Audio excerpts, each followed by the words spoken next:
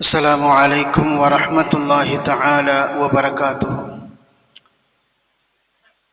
الحمد لله رب العالمين،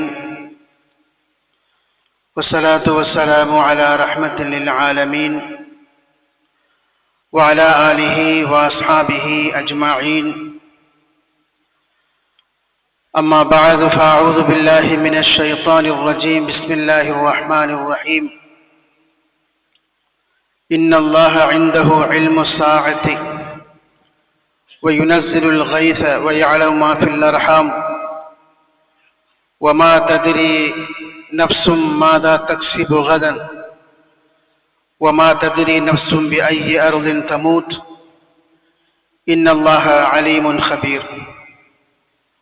صدق الله العظيم وصدق رسوله النبي الكريم، ونحن على ذلك من الشاهدين والشاكرين والحمد لله رب العالمين. அளவற்ற அருளாளனும் நிகரற்ற அன்புடையோனுமாகிய எல்லாம் வல்ல அல்லாஹு ஜல்ல சுப்ஹானஹு வ தஆலா ஒருவனுக்கு எல்லா புகழும் உரித்தாகுக. ஸலாத்தும் ஸலாமும் நம் உயிரினும் மேலான தலைவர் முஹம்மதுர் ரசூலுல்லாஹ் ஸல்லல்லாஹு அலைஹி வஸல்லம் அவர்கள் மீதும், அந்த அன்னலம் பெருமானார் ஸல்லல்லாஹு அலைஹி வஸல்லம் அவர்களுடைய அடிச்சுவற்றை வழுவாது பின்பற்றி வாழ்ந்த உத்தம சத்திய சஹாபா பெருமக்கள், தாபியீங்கள், தபா தாபியீங்கள், வலிமார்கள், நாதாக்கள், நல்லவர்கள், சுஹதாக்கள், குறிப்பாக இந்த மஜ்லிஸில் அமர்ந்திருக்கும் நம் அனைவர் மீதும் அல்லாஹுவின் அன்பும் அருளும் என்றென்றும் குறைவின்றி நிறைவாக பொழியட்டுமாக. நாமெல்லாம் மரணிக்கும் நேரத்தில் அஷ்ஹது அல்லா இலாஹ இல்லல்லாஹ் வ அஷ்ஹது அன்ன முஹம்மதன் அப்துஹு வ ரசூலுஹு என்ற திருக்கலிமாவை உதட்டளவில் அல்ல உள்ளத்தால் மொழிந்து மரணிக்கும் நசீபை அல்லாஹ் நம் அனைவருக்கும் தந்துருள் பாலிப்பானாக. நம்முடைய வாழ்க்கையில் தெரிந்தோ தெரியாமலோ ஏற்பட்டுவிட்ட சிறிய பெரிய குற்றங்குறைகளை, பிழைகளை, பாவங்களை கருணை மிக்க ரப்புல் ஆலமீன் மன்னித்து அவனுடைய திருப்பொருத்தத்தை பெற்ற சாலிஹான மக்களின் கூட்டத்தில் என்னையும் உங்களையும் சேர்த்தருள் பாலிப்பானாக. நம்முடைய பெற்றோர்கள் யார் ஹயாத்தோடு இருக்கிறார்களோ அவர்களுக்கு சரீர சுகத்தையும் உடல் ஆஃபியத்தையும் அல்லாஹ் வழங்கிடுவானாக. நம்முடைய பெற்றோர்களில் யார் நம்மை விட்டும் பிரிந்து சென்று விட்டார்களோ அந்த பெருமக்களுடைய மன்னரைகளை அல்லாஹ் விசாலப்படுத்துவானாக. அவருடைய பிழைகளை பொறுத்தருள்வானாக. நாளை மறுமை நாளில் ஜன்னாத்துல் ஃபிர்தௌஸ் என்னும் உயர்ந்த சுவனத்தில் அவர்களை கண்டுகளிக்கும் பாக்கியத்தை அல்லாஹ் நம் அனைவருக்கும் தந்துருள்வாளிப்பானாக. சங்கைக்கும் பெருமதிப்புக்கும் உரிய அல்லாஹ்வின் நல்லடியார்களே, நபிகள் நாயகம் ரசூலுல்லாஹி ஸல்லல்லாஹு அலைஹி வஸல்லம் அவர்கள் ஒரு அற்புதமான நபி மொழியை நமக்கு நினைவூட்டுகிறார்கள். மன் அஸ்பஹ மின்கும் ஆமினன் ஃபீ சிர்பிஹி முஆஃபன் ஃபீ ஜஸதிஹி இன்தஹு கூத்து யௌமிஹி ஃபகஅன்னமா ஹீஸத் லஹு துன்யா வ ஹதாஃபிரிஹா என்பது அந்த நபி மொழி. அதில் அவர்கள் என்ன சொல்ல வருகிறார்கள் என்றால், உங்களில் யாரேனும் ஒருவர் காலையில் விழிக்கிற பொழுது, படுக்கையிலே இருந்து அவர் உறங்கி விழிக்கிற பொழுது உடல் ஆசியத்தோடும் அன்றைய நாளின் உணவுக்கு உத்தரவாதம் உள்ள நிலையிலும் நிம்மதியாகவும் யார் அன்றைய காலையில் எழுகிறாரோ அவர் இந்த துனியாவையும் துனியாவிலே இருக்கிற எல்லா செல்வத்தையும் பெற்றவரை போன்றவர் ஆவார் என்று ரசூல் ஸல்லல்லாஹு அலைஹி வஸல்லம் சொல்கிறார். இரவு உறங்குகிற பொழுது, உறங்கி காலையிலே விழிக்கிற பொழுது நிம்மதியாக ராகத்தாக எழ வேண்டும். உடம்பில் ஆரோக்கியமாக உடம்பு இருக்க வேண்டும். அன்றைய தினத்தில் சாப்பிடுவதற்கான உணவு யாரையும் நம்பி இல்லாமல் அவருக்கான உணவுக்கான உத்தரவாதம் இருக்கும் நிலையில் அவர் எழுவார் என்றால் அவருக்கு இந்த துனியாவும் துனியாவில் இருக்கக்கூடிய அத்தனை சொத்துக்களும் செல்வங்களும் வழங்கியதை போன்ற ஒரு பாக்கியசாலி என்று சொல்கிறார்கள். பெருமக்களே, இன்றைக்கெல்லாம் காலையில் விழிக்கிற பொழுது துயரச் செய்திகளையும் கவலையான சம்பவங்களையும் பார்த்தும் கேட்டும் தான் நாம் விழிக்க வேண்டியது இருக்கிறது. இரவிலே உறங்க செல்பவர் காலையிலே ராகத்தாக எழுந்திருப்பார் என்பதற்கு எந்த உத்தரவாதமும் இல்லை. இரவிலே உறங்க செல்லக்கூடிய ஒருவர் தன்னுடைய கடைகள், ஸ்தாபனங்கள், நிறுவனங்கள் எல்லாமே பாதுகாப்பான ஒரு நற்செய்தியோடு தான் காலையிலே விழிப்பார் என்று சொல்ல முடியாது. அந்த அளவு அதிர்ச்சிகரமான சம்பவங்களும் நிகழ்வுகளும் மனதை கனப்படுத்தக்கூடிய, கவலை உரை செய்யக்கூடிய பல்வேறு வகையான ஆபத்துகளும் துன்பங்களும் நம்மை சூழ்ந்திருக்கின்றன. இந்த நேரத்தில் இந்த ஹதீஸின் பொருளை நீங்கள் இன்னொரு முறை புரிந்து கொண்டீர்கள் என்று சொன்னால் அவருடைய கனம், அவருடைய தத்துவம் எவ்வளவு பெரியது என்று நமக்கு புரிய வரும். பெருமக்களே, காலநிலை மாற்றத்தின் காரணமாகவும் இயற்கையை மனிதன் பாதுகாப்பதற்கு தவறியதன் விளைவாடும் பேரிடர்களும் பெருமழையும் நிலச்சரிவும் மண் சரிவும் பூகம்பமும் அன்றாடம் ஒரு செய்தியாக இன்றைக்கு மாறியிருக்கிறது. முன்பெல்லாம் உலகத்தின் ஏதோ ஒரு பகுதியிலே நடக்கும், அது ஒரு செய்தியாகவே நமக்கு தெரியாது. யாராவது ஓரிருவர் சின்ன அளவிலே பாதிக்கப்பட்டிருப்பார்கள். ஆனால் இன்றைக்கு அப்படி இல்லை. முன்பு பெட்டி செய்தியாக இருந்த ஒரு சம்பவம் இன்றைக்கு நிகழ் உலகில் தொலைக்காட்சிகளும் செய்தி நிறுவனங்களும் சோசியல் மீடியா என்று சொல்லக்கூடிய சமூக ஊடகங்களும் பரவியதற்கு பிறகு அன்றாட சம்பவங்களாக அவை மாறி அதிலே இருந்து மீண்டு வெளியிலே வருவது என்பதே ஒரு பெரிய பாரமாக, துயரமாக, கஷ்டமாக, சிரமமாக மாறிவிட்ட ஒரு சூழ்நிலையில் நாம் வாழ்ந்து கொண்டே இருக்கிறோம். அல்லாஹ் பெருமானார் அல்லாஹ் திருமலையிலே சொல்கிறார், ஆரம்பத்திலேயே வாசித்த ஒரு வசனத்தில், இன்னல்லாஹு இன்தஹு இல்முஸ் ஸாஅ, 5 விஷயங்கள் அல்லாஹ்வுடைய கட்டுப்பாட்டில் இருக்கிறது. கியாமத் நாள் எப்பொழுது வரும், அது அல்லாஹ்வின் கட்டுப்பாட்டில் இருக்கிறது. மழை எப்பொழுது, எங்கே, எந்த அளவு பெய்யும், அது அல்லாஹ்வின் கட்டுப்பாட்டிலே, அவனுடைய அறிவிலே, ஞானத்திலே இருக்கிறது. கருவறையிலே இருக்கிற குழந்தை ஆணா பெண்ணா அல்லது இரண்டும் அற்றதா, அது ஆரோக்கியமாக இருக்கிறதா, ஊனமுற்றிருக்கிறதா, அது எப்படி பிறக்கும் என்பதை தீர்மானிப்பவன் அல்லாஹ்வாக இருக்கிறார். வமா தத்ரி நஃப்ஸுன் மாதா தக்ஸிபு கதன், ஒரு மனிதன் நாளைக்கு என்ன சம்பாதிப்பான், சம்பாதித்ததை எப்படி இழப்பான், சேமிப்பான், அது அல்லாஹ்வின் ஞானத்திலே இருக்கிறது. வமா தத்ரி நஃப்ஸுன் பிஅய்யி அர்தின் தமூத், இந்த உலகத்தில் இருக்கிற படைப்பினங்களான மனிதர்கள், மற்ற ஜீவராசிகள் எப்பொழுது, எந்த இடத்தில், எந்த வடிவத்தில் மரணத்தை சுவைக்கும் என்பது உங்களுக்கு தெரியாத ரப்புக்குத்தான் தெரியும். உங்களுடைய இறைவன் அனைத்தையும் அறிந்தவனாகவும் நுட்பமிக்க ஞானமுள்ளவனாகவும் இருக்கிறான் என்று அல்லாஹ் ஜல்ல சுப்ஹானஹு வ தஆலா இந்த திருமறையின் வசனத்தின் மூலமாக நமக்கு சொல்லி காட்டுகிறார். இந்த 5 விஷயங்கள் மிக முக்கியமான ஒன்று மழை. அதை கொண்டு வருகிற அல்லது அதை தடுத்து நிறுத்துகிற காற்று. உலகத்திலே பெரிய பெரிய பேரழிவுகளை ஏற்படுவதற்கு இந்த 2ம் தான் மிக முக்கியமான காரணமாக இருப்பதை நாம் பார்க்கிறோம்.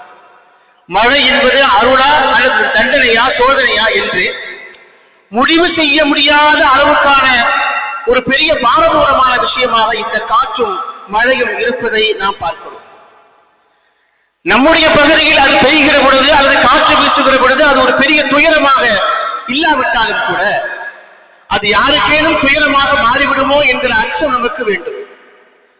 பெருமழை பெய்கிற காலகட்டத்தில் அதை எப்படி நிறுத்துவது, அதன் ஆபத்திலே இருந்து எப்படி நம்மை தற்காத்துக் கொள்வது என்பதை குறித்து பெருமானார் ஸல்லல்லாஹு அலைஹி வஸல்லம் ஒரு அற்புதமான துஆவை சொல்லிக் கொடுத்தார்கள். கட்டுக்கடங்காத தேய்மழை பெய்கிற பொழுது மழை போதும் என்று நீங்கள் சொல்லாதீர்கள், எந்த இடத்திற்கு மழை தேவைப்படுகிறதோ அந்த இடத்திற்கு இந்த மழையை நீ திருப்பி விடு இறைவா என்று துஆ செய்யுங்கள் என்று ஒரு அற்புதமான ஒரு துஆவை நபிகள் நாயகம் ரசூலுல்லாஹி ஸல்லல்லாஹு அலைஹி வஸல்லம் சொல்கிறார்கள். ஆயிஷா சித்திகா ரலியல்லாஹு தஆலா சொல்கிறார்கள், கான ரசூலுல்லாஹி ஸல்லல்லாஹு அலைஹி வஸல்லம் இதா கான யௌமுர் ரீஹி வல் கைம், கருமேகம் சூழ்ந்து விட்டால், காற்று வேகமாக வீச ஆரம்பித்து விட்டால் ரசூலுல்லாஹ்வுடைய முகமே அப்படியே மாறி போய்விடும். அவர்கள் அங்கும் இங்குமாக வேக வேகமாக அவர்கள் நடப்பார்கள். வீட்டுக்குள்ளேயும் பள்ளிவாசலுக்குள்ளேயும் ரொம்ப பரபரப்பாக பதற்றமாக நடப்பார்கள். நான் கூட கேட்டேன், யார சொல்லலாம், மழை பெய்வது நன்மைதானே, நல்லதுதானே, மழையின் அறிகுறி தெரிகிற பொழுது ஏன் இவ்வளவு பதற்றப்படுகிறீர்கள் என்று கேட்ட பொழுது ரசூல் ஸல்லல்லாஹு அலைஹி வஸல்லம் சொன்னார்கள், அது யாருக்கு நன்மை யாருக்கு தண்டனை என்று நம்மால் யூகிக்க முடியாது. இதற்கு முந்தைய சமூகம் இப்படித்தான் மழை பெய்யும் நினைத்தார்கள். முன்னால் வாழ்ந்த சமூகத்தை அல்லாஹ் இந்த பெருவெள்ளத்தின் வழியாகத்தான் அழித்தான். அப்படிப்பட்ட ஒரு ஆபத்து நிகழ்ந்து விடுமோ என்று நான் பயப்படுகிறேன் என்று நபிகள் நாயகம் ரசூலுல்லாஹி ஸல்லல்லாஹு அலைஹி வஸல்லம் ஆயிஷாவுக்கு பதில் சொல்லிவிட்டு, அல்லாஹும்ம இன்னி அஸ்அலுக கைரஹா வ கைர மா ஃபீஹா வ கைர மா உர்சிலத் பிஹி வ அஊது பிக மின் ஷர்ரிஹா வ ஷர்ரி மா ஃபீஹா வ ஷர்ரி மா உர்சிலத் பிஹி. இறைவா, இந்த மழையை நீ எந்த நோக்கத்திற்காக அனுப்பினாயோ அதனுடைய நன்மைகளை கைரை எங்களுக்கு தருவாயா. இந்த மழையை நீ அனுப்பியதற்கு பின்னால் ஏதாவது சோதனைகளோ துன்பங்களோ தருவதாக இருந்தால் அதில் இருந்து எங்களை நீ பாதுகாப்பாயாக என்று இப்படி துஆ செய்ய சொல்லி நபிகள் நாயகம் ரசூலுல்லாஹி ஸல்லல்லாஹு அலைஹி வஸல்லம் சொன்னார்கள். நான் கடந்த வாரம் எந்தெந்த விஷயங்களில் எல்லாம் நாம் பாதுகாப்பு பெற வேண்டும் என்பதை குறித்து நான் விரிவாக பேசியிருக்கிறேன். நான் எங்கே வருகிறேன் என்றால், கடந்த மாதம் ஜூலை மாதம் 30ஆம் தேதி செவ்வாய்க்கிழமை நடுநிசி நேரத்தில் இயற்கையை எழில் கொஞ்சக்கூடிய ஒரு சுற்றுலா தலமாக அறிவிக்கப்படக்கூடிய வயநாடு என்று சொல்லக்கூடிய ஒரு பகுதிகளில் நிகழ்ந்த இயற்கையின் கோர தாண்டவம், அதை எப்படி பார்ப்பது, எப்படி புரிந்து கொள்வது என்பதையெல்லாம் நாம் ஒரு பக்கம் இருக்க, அது குறித்த பாதிப்புகளும் துயரங்களும் துன்பங்களும் செய்திகளில் நிலச்சரிவு என்றும் மண் சரிவு என்றும் அறிவிக்கப்பட்டது. ஆனால் அதை நேரிலே அனுபவித்தவர்கள் இப்பொழுது சொல்லுகிற பொழுது என்ன சொல்கிறார் என்றால், அது நிலச்சரிவு மாதிரியும் தெரியவில்லை, மண் சரிவு மாதிரியும் தெரியவில்லை, ஏதோ பூகம்பம் நிகழ்ந்து விட்டதை போல நாங்கள் உணர்கிறோம் என்று சொல்கிறார்கள். எந்த இடத்தில் நாங்கள் நிம்மதியாக நடந்து சென்றோமோ, எந்த இடத்தில் நாங்கள் என்னுடைய வருமானத்தை தேடி உழைக்க சென்றோமோ, எங்கே நாங்கள் தொழுதோமோ, எங்களுடைய பிள்ளைகள் எங்கே படிக்கிறார்களோ, எங்களுடைய குடியிருப்புகளும் வீடுகளும் எங்கே இருந்தனவோ, நாங்கள் நண்பர்களையும் உறவுகளையும் பார்த்து மகிழ்ந்து எங்கெல்லாம் சுற்றித் திரிந்தோமோ, அந்த இடம் இருந்ததற்கான ஒரு சின்ன சுவடு கூட இப்பொழுது இல்லையே. எங்களுடைய குடியிருப்புகளும் வீடுகளும் இருந்த இடத்தில் மிக பிரம்மாண்டமான உருண்டையான பாறைகள் எங்கே இருந்து உருண்டு வந்தன, எப்படி வந்தன? இது நிலச்சரிவாகவோ அல்லது மண் சரிவாகவோ இருக்க முடியாது. இது ஒரு வகையான பூகம்பத்தின் இன்னொரு வடிவம் என்று அந்த துன்பத்தையும் துயரத்தையும் நேரில் அனுபவித்தவர்கள் நமக்கு சொல்வதை ஊடகங்கள் வழியாக, சமூக ஊடகங்கள் வழியாக சொல்வதை நாம் பார்க்க முடியும். எந்த இன்சிடென்ட், எத்தகைய துயரங்கள் துன்பங்கள் நடந்தாலும் அதிலே இருந்து பாடங்களை பெறுவது முஸ்லிம் சமூகத்துடைய கடமை. மூமின்கள் இந்த துன்பம் ஏன் நிகழ்ந்தது என்பதை குறித்து பாடங்களை பெற வேண்டும்.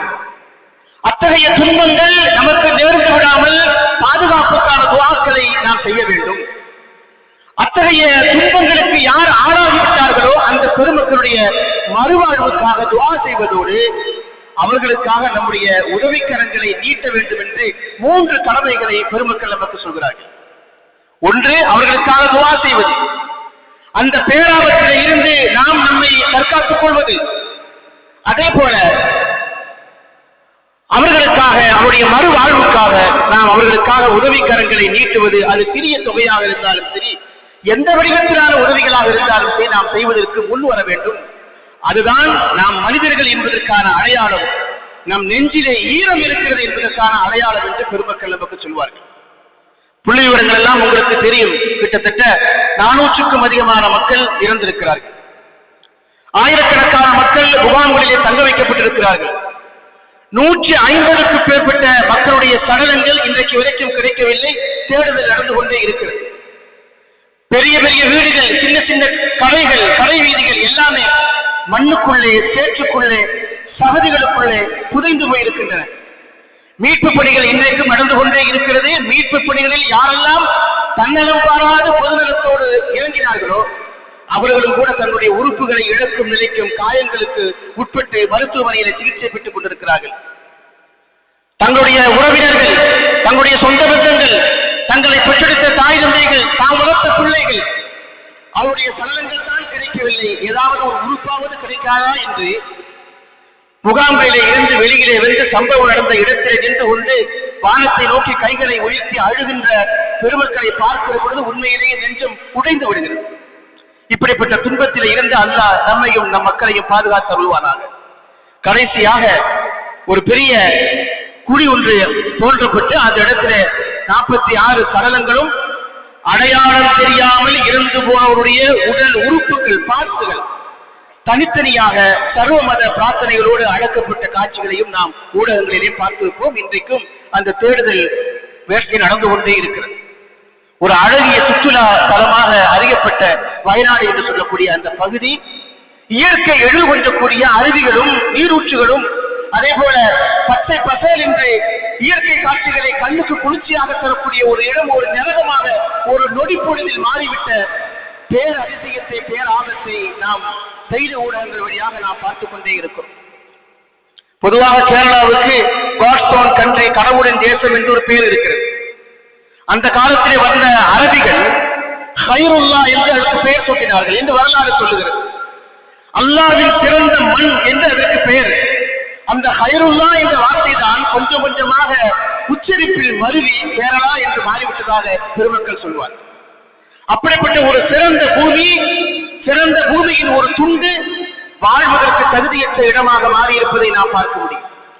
உயிர் பிழைத்து முகாம்களிலே வாழக்கூடிய பெருமக்கள் சிகிச்சை முடிந்து அந்த சம்பவம் நடந்த இடங்களுக்கு வந்து அங்கே இருக்கிற சகதிகளுக்கு மேலேயும் பாறைகளுக்கு மேலேயும் நின்று கொண்டு இங்கேதான் எங்கள் வீடுகள் இருந்தன, என்னுடைய காலுக்கு அருகில் தான் என் வீடு இருந்தது என்று அவர்கள் கண்ணீரோடு சொல்வதை பார்க்கிற பொழுது மகிழ்ச்சியோடும் குதூகலத்தோடும் குடும்பத்தோடும் வாழ்ந்து சந்தோஷத்தை பங்கிட்டுக் கொண்ட அவருடைய குடிசைகள் வீடுகள் அவர்கள் நிற்கிற மண்ணுக்கு அருகிலே புதைந்து கிடக்கிற துயரத்தை நாம் எந்த வார்த்தையில் வர்ணித்து சொல்ல முடியும்?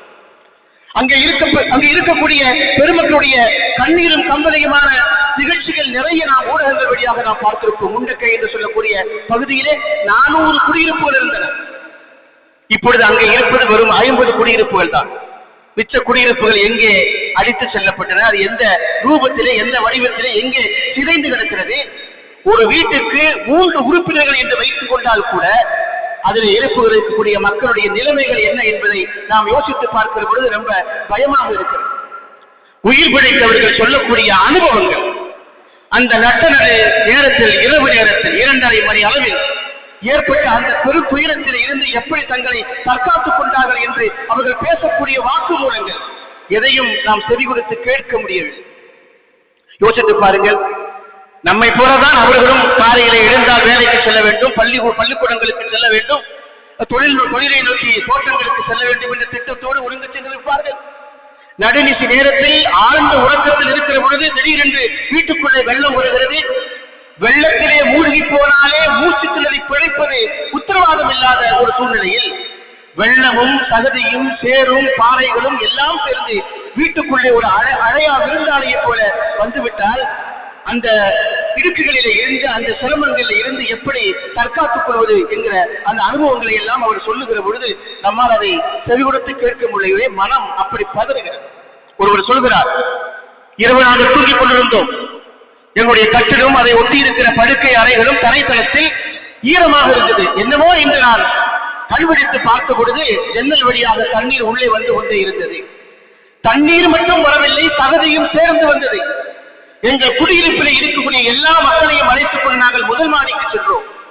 முதல் மாடியிலேயும் தண்ணீர் வரத்து குறையவில்லை, அங்கேயும் அதை ஈரப்படுத்தி உள்ளே நுழைந்து விட்டது. அங்கே இருந்து 2வது மாடியான மொட்டை மாடிக்கு நாங்கள் எல்லோரும் உயிரை கையிலே பிடித்துக் கொண்டு வேகமாக மேலே சென்றோம். சற்று நேரத்தில் அத்திவாரம் அசைந்தது. அந்த கட்டிடங்களோடு சேர்ந்து நாங்கள் எல்லோரும் தனித்தனியாக அவய பொருள்களை மரண ஓலத்தை எழுப்பிக் கொண்டு நாங்கள் சின்னாபின்னமாக சிதறினோம். என்னுடைய கண்களுக்கு முன்னாலேயே நான் கட்டிய மனைவி உயிருக்கு போராடுகிறார். என் கண்ணுக்கு முன்னாலேயே என்னை பெற்றவர்கள் எங்காவது ஒரு பிடிவெள்ளி ஒரு பிடிவாதம் கிடைக்காதா என்று உயிருக்கு போராடுகிற காட்சிகளை அதில் பிழைத்து வந்தவர்கள் பேசக்கூடிய செய்திகளை நாம் பார்த்தோம் என்று சொன்னால் ரொம்ப ஆச்சரியமாகவும் ரொம்ப இது அவசியமாகவும் இருக்கிறது. இரவு நேரத்தில் அவ்வளவு பெரிய இருட்டான நேரத்தில் எந்த விதமான பாதுகாப்பும் இல்லாத, எந்த விதமான உதவி செய்வதற்கு கூட ஆள் இல்லாத ஒரு காலகட்டத்தை நாம் யோசித்து பார்த்தோம் என்று சொன்னால் அந்த பீதியும் அச்சமும் அவ்வளவு சீக்கிரம் நமக்கு போகவில்லை. இப்படியே அனுபவங்களை பார்க்கிற பொழுது துபாயில வேலை பார்க்கக்கூடிய ஒரு இளைஞர், அவர் பாதியிலேயே இப்படி ஒரு சம்பவம் நடந்து விட்டது என்று சொல்லி தன்னுடைய கிராமத்திற்கு வந்திருக்கிறார். அவருடைய குடும்பத்தில இருந்து அவருடைய வாப்பா, அவருடைய உம்மா, அவருடைய மனைவி, அவருடைய 3 மக்கள் ஆக சேர்த்து 11 பேரை இழந்து விட்டார். இப்பொழுது அவருடைய வீடும் இல்லை, அவர் வளர்ந்த இடமும் இல்லை, அவர் நடமாடிய இடமும் இல்லை, வெறும் பாறையிலே உட்கார்ந்து கொண்டு அழுது கொண்டே இருக்கிறார். எல்லோரும் என்னை வெளிநாட்டுக்கு வழி அனுப்பிவிட்டு ஆசிரத்திற்கு அவர்கள் பயணம் போய்விட்டார்கள். அவருடைய உடல்தான் எனக்கு கிடைக்கவில்லை, ஏதாவது ஒரு துண்டு உறுப்பாவோடு கிடைக்காதா என்று அவர் அழுது கொண்டே புலம்புகிற பொழுது அவர்களுக்கு எந்த மொழியில் எந்த வார்த்தையில் நாம் ஆறுதல் சொல்வது என்று தெரியவில்லை என்று ஊடகவியலாளர்கள் பேசுவதை நாம் பார்க்க முடியும்.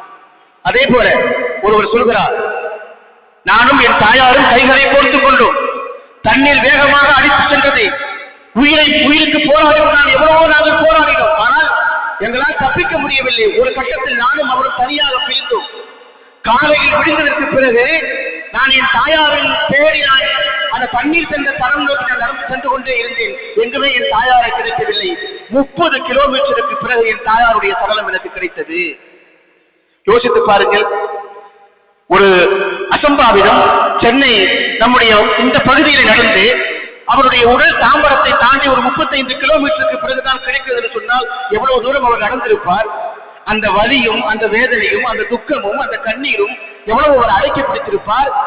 இப்படியான அனுபவங்கள் ஏராளம். ஒரு கட்டத்திலே நாங்கள் ஜனாதாக்களை தேடிக்கொண்டு தன்னார்வலர்கள் சொல்கிறார்கள், ஜனாதாக்களை தேடிக்கொண்டு நாங்கள் தண்ணீர் செல்லக்கூடிய அந்த பயணத்திலேயே சென்றோம். தமிழ்நாட்டுடைய எல்லை பகுதி வந்த பொழுது எங்களுக்கு 19 ஜனாதாக்களும் 69, 62 உடலின் உறுப்புகளும் எங்களுக்கு கிடைத்தது.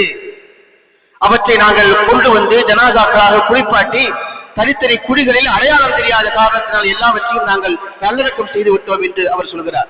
அப்படி சொல்லுகிற பொழுது ஒருவர் சொல்கிறார், ஒருவருடைய உடலும் கிடைக்கவில்லை, உறுப்புகளும் கிடைக்கவில்லை, ஒரே ஒருவருடைய ஈரக்குறை மட்டும் என் கைகளில் சிக்கியது என்று சொல்கிறார். அப்படி என்று சொன்னால் அந்த ஆபத்து, அந்த துயரம் எவ்வளவு கனமானது, எவ்வளவு கொடூரமானது என்பதை நாம் கவனிக்க கடமைப்பட்டிருக்கிறோம். வீடுகள், குடியிருப்புகள், கடை வீதிகள், பள்ளிக்கூடங்கள், பள்ளிவாசல்கள் என்பதை தாண்டி உயிருள்ள மனிதர்கள் தொடங்கி வாய் பேச முடியாத ஜீவராசிகள், கால்நடைகள் உட்பட இந்த துயரத்திலே பெரும் சோதனைகளுக்கும் துன்பங்களுக்கும் ஆளாகி இருப்பதை நாம் பார்க்கிறோம். பெருமக்களை, இந்த செய்திகளை ஊடகங்கள் வழியாக நீங்களும் பார்த்திருப்பீர்கள். இன்னும் இந்த செய்திகள் ஏராளமாக இருக்கின்றன. நமக்கு இதில் இருக்கக்கூடிய பாடம் என்ன என்பதை நாம் யோசிக்க கடமைப்பட்டிருக்கிறோம்.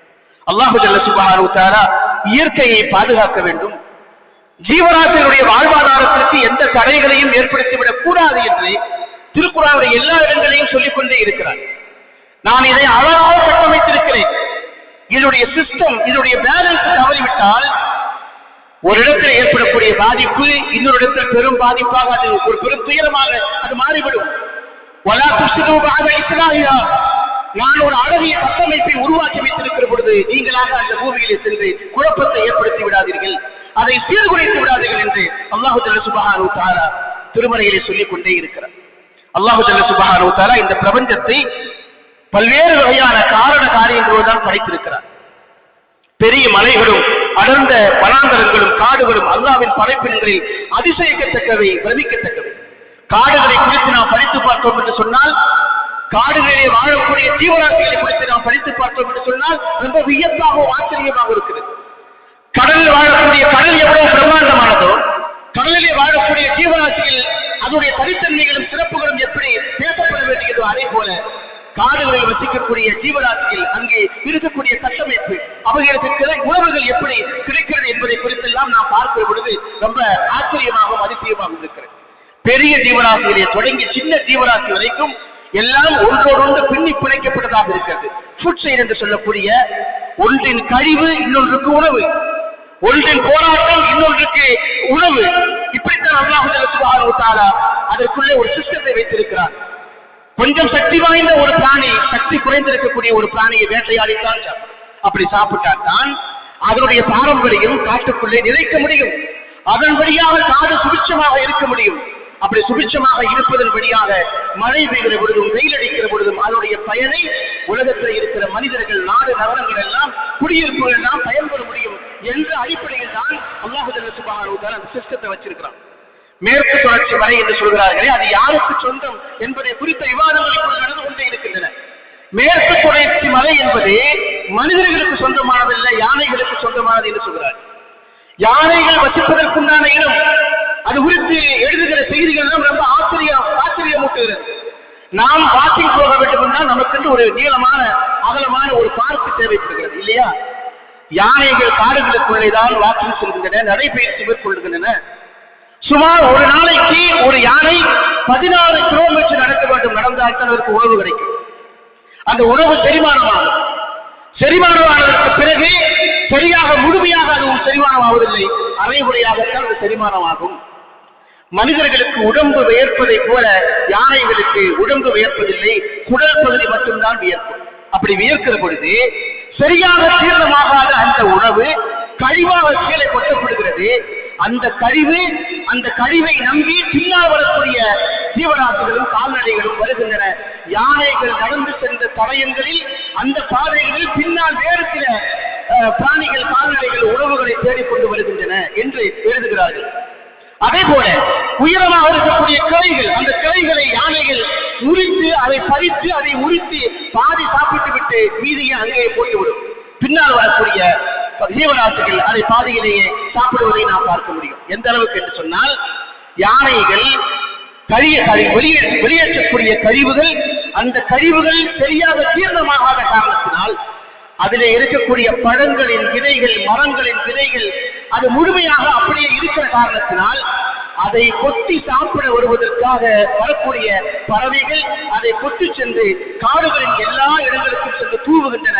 அதன் வழியாக சம்பந்தமில்லாத இடங்களில் செடிகளும் புதிய புதிய மரங்களும் உழைப்பதை நாம் பார்க்க முடியும் என்று எழுதுகிறார்கள். இந்த அதிசயங்களை பற்றி பேசிக்கொண்டே நாம் செல்லலாம். அவ்வளவு ஒரு சிஸ்டமேட்டிக்காக அல்லாஹ் சுப்ஹானஹு வ தஆலா அதை வைத்திருக்கிறார்.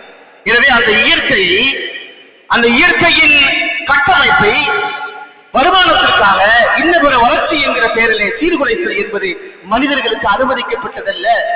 அதில் அத்துமீறுகிற பொழுது இத்தகைய துயரங்களை நாம் சந்தித்தே ஆக வேண்டும் என்று அறிஞர்கள் இதை குறித்து விரிவாக பேசுவதை நாம் பார்க்க முடியும்.